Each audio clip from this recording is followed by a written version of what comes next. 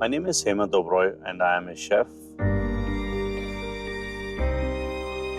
The thing I know best is cooking, so I try to spread joy through my food. I want not only the taste of food to capture imaginations, but also the sound, the look, the feel, and the scent. That's what motivates me to experiment with the food. Now, people's expectation from me has reached sky high. Most of the times, I don't disappoint. But there are times in my life where even my skills were tested to its limits. Those times when I was asked to cook for internationally traveled connoisseurs of food and styles, celebrities, who are used to the best and the finest. What could one cook for them has indeed been a challenge. That's when I had to dive into my innermost creativity and outdo even my best. It's in these circumstances that I have come out with some of my most celebrated dishes. So let me share my experiences and journeys into some of my most iconic dishes.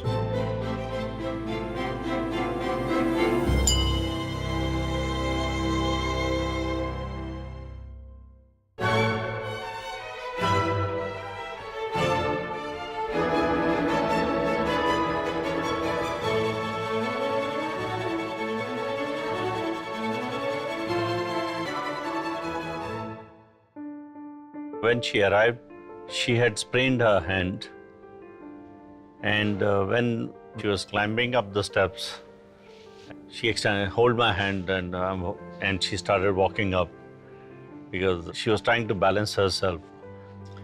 And in Taj Palace only somebody clicked the pictures of this, which I was not even aware of it. But they sent me the picture, and it appeared all over the media also.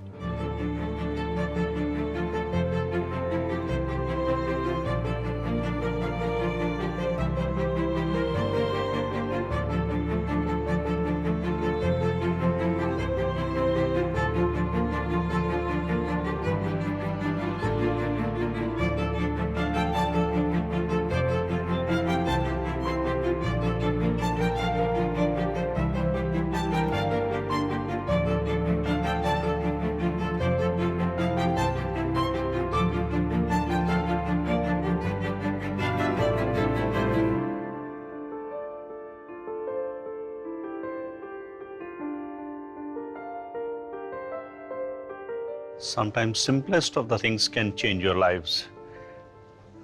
The simplest things can bring the whole world together, and you never know, it touches the hearts of so many people.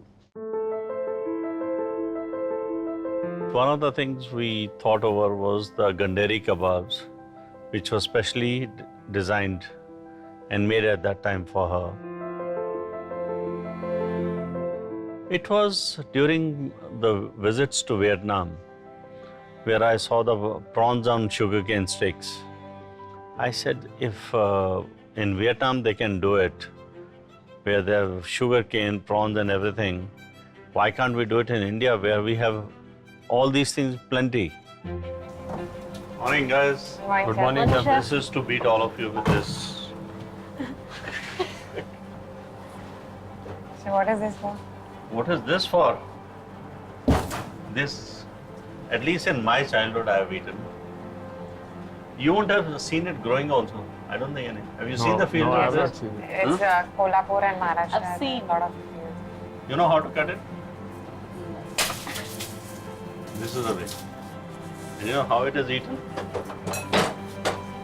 It is like that. This is the way the people chew it. And then throw with this.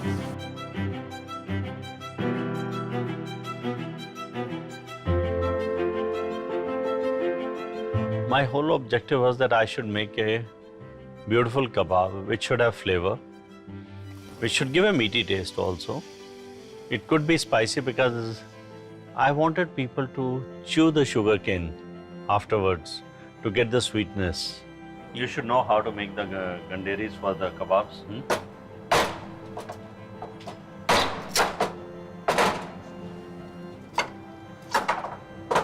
Now is the toughest part. So you have to take out this.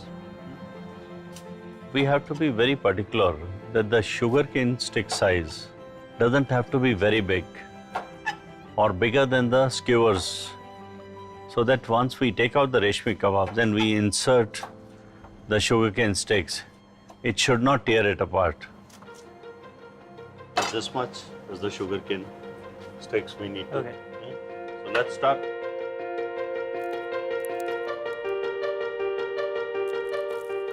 We had tried various kebabs. We had tried the kebabs with the prawns also. Same Ganderi kebab with shrimp meat also. But then I realized that shrimp should be given as a whole shrimp. So that's why we came to first to lamb. And from lamb then we tried the chicken. And I thought the best results came with the chicken.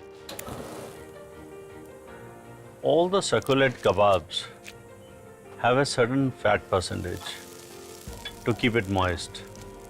In certain cases, you have to add artificial fat in the sense of butter, so it remains moist.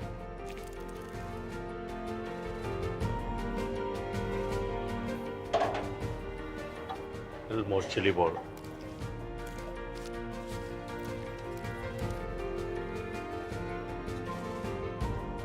This on top.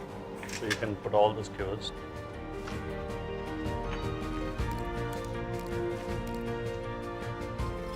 The reshmi kebab, it's a single char grill kebab.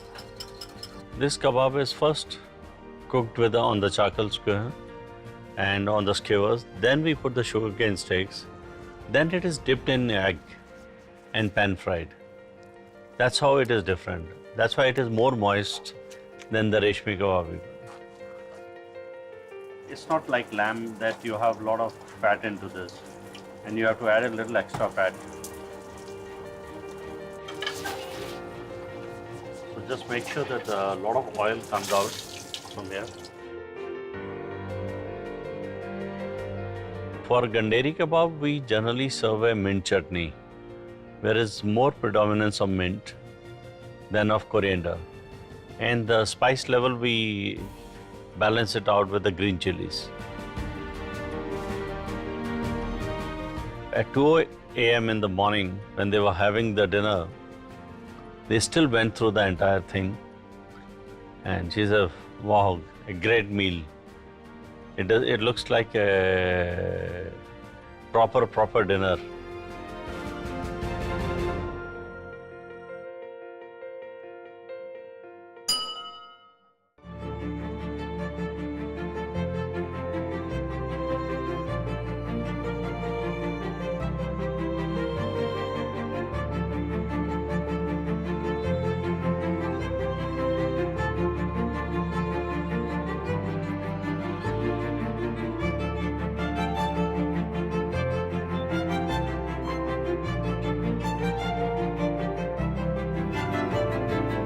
When we were told that, President Clinton and wife are coming, and our thought process of whether they will like to have Indian food, and always the first thought always goes to that we should serve Indian food.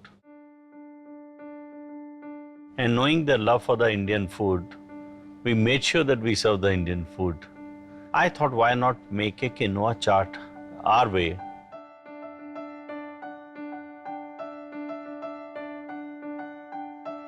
I think everybody knows that quinoa was not known in the world. Quinoa was very known as a staple diet in some of the poorest countries actually. President Clinton has been campaigning for quinoa for a lot of health reasons. And suddenly the price of quinoa has shot up in the last couple of years.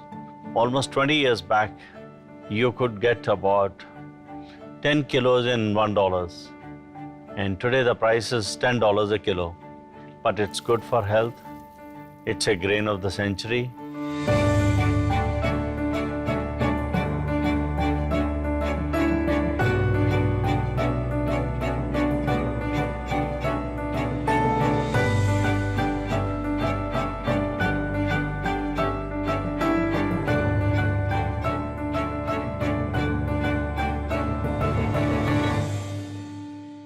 Today what I am making is what I have made for President Clinton, a quinoa chaat, marrying the Peruvian flavor and US campaign with the Indian spices. So let's do this for, you take this, Abhishek, soak it, we'll steam it. Okay. We steam it so that the grain is big enough. It swells up, puffs up. So we'll do this. And Neha, can you make a mango chutney? With a mango powder, not with the tamarind. I don't want the tamarind. So we'll make a mango chutney with it. Yep.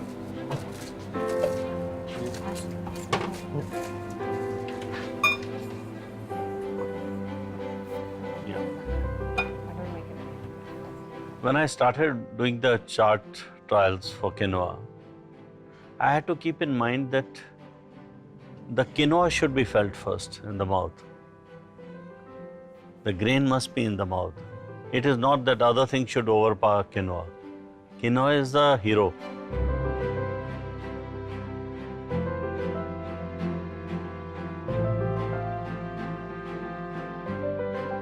And rest of the things only are additives. And eventually when I added the amchur chutney to it, it brought out the tanginess in a very, very different way.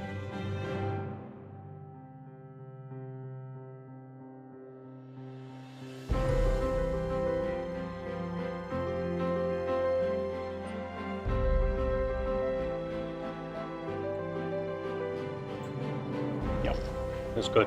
First I tried only quinoa chaat with tomato, onion, cucumber and everything.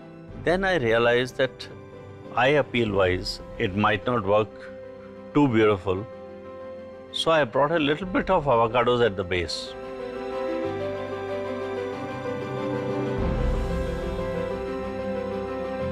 I thought it'll cut the red, brown and the white quinoa from the greenish.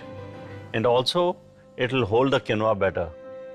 So both ways, when we did the trial with the avocados, it worked beautifully. So that was, then the dish was finalized.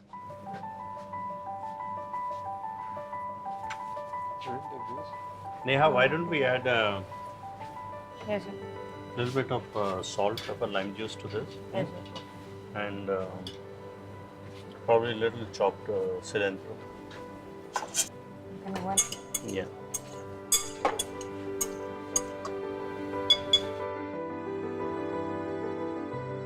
In our food, I generally try to play around with the flavors rather than the spice level. If the flavors are correct, I think anybody can have it. More mint. You can add some lemon juice. You have some cumin powder. That's our magic masala. This is a black chaat masala, which is made according to the recipe I give to the people, and they make it for me.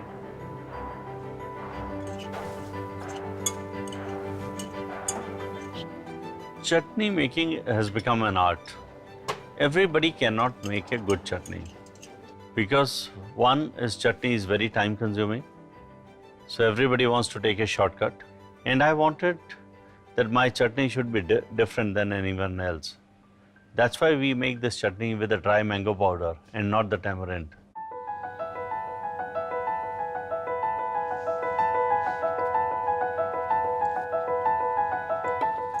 Oh, this is going to love it. First is the thing which goes into your mouth is the avocados. Because avocados are at the base.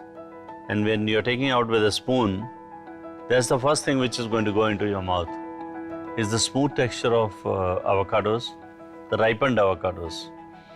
Then follows the quinoa, and lastly is the dressing, which comes into the mouth. And I think it's a very heavenly feeling of Peruvian Indian touch to the food.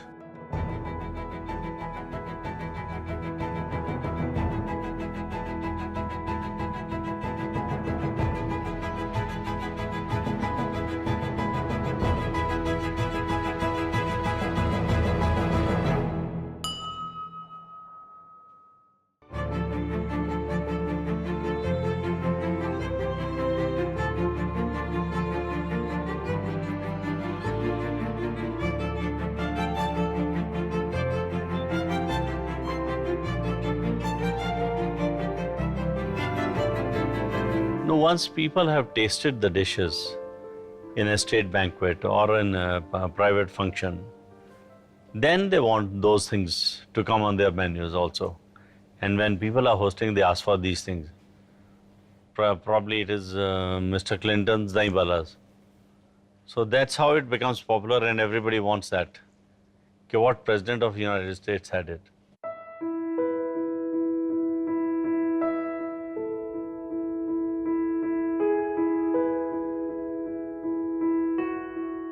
When you play around with the food, you have to be different than others. I mean, I have seen in my life the best bhallas were either by my mom or there was a person at Shah Jahan Road in New Delhi who used to make the best dahi bhallas and the best chaats.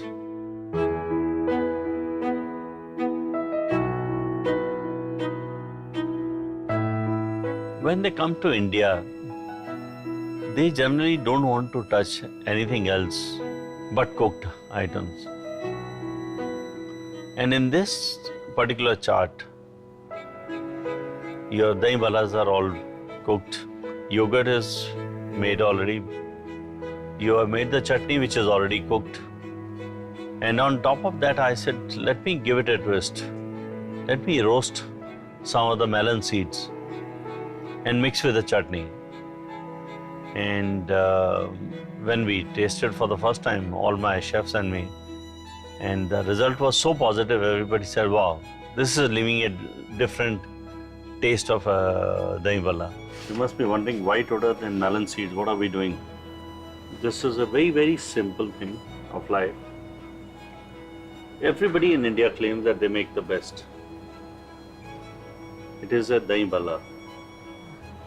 Called dahi bhalla in one part of the country, dahi vada in one part of the country, and God knows how many names they got. But made differently, tasting differently, presented differently.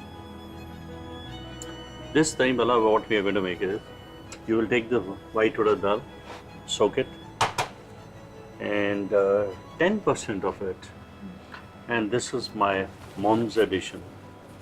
She adds 10% rice to make it fluffier, lighter. So soak it, and then we'll make a batter of the same thing. That all wet grinder by Bajaj is the superb thing we have, and done much quicker, much faster, smoother. You can add little water into this. Yeah, a little water so that it's more fluffier. Yeah. Chef, is this much enough? Yes, this is enough. Just whip it up. Add a little salt, some roasted cumin powder. Check the sourness of the yogurt. If it is a little sour, you can add a pinch of sugar. For me, the most important was the chutney has to be the right chutney. The softness of dahi bhalla has to be there. Adding of fruits and melon seeds was a different touch. Just give me some grapes, remove the seeds, and also if you have bananas, chop up some of the bananas. And I want to add that banana and grapes into the chutney.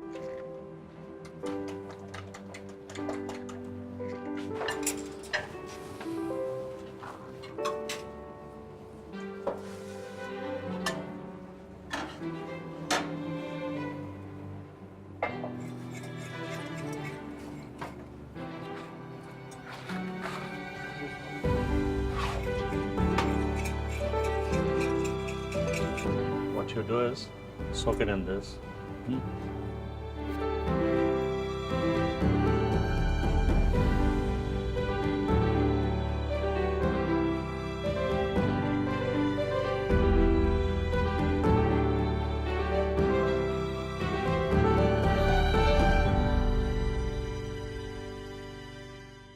Bhalla should be eaten, one piece of dahi bhalla, it should be eaten so that the yogurt, the chutneys, the spices, everything comes in a spoon and it goes into the stomach. And then you feel there are so many conflicting tastes and taste buds and flavors which are coming into your mouth. And you have to decide which one is the better one. and which one you felt was the prime and which was the secondary.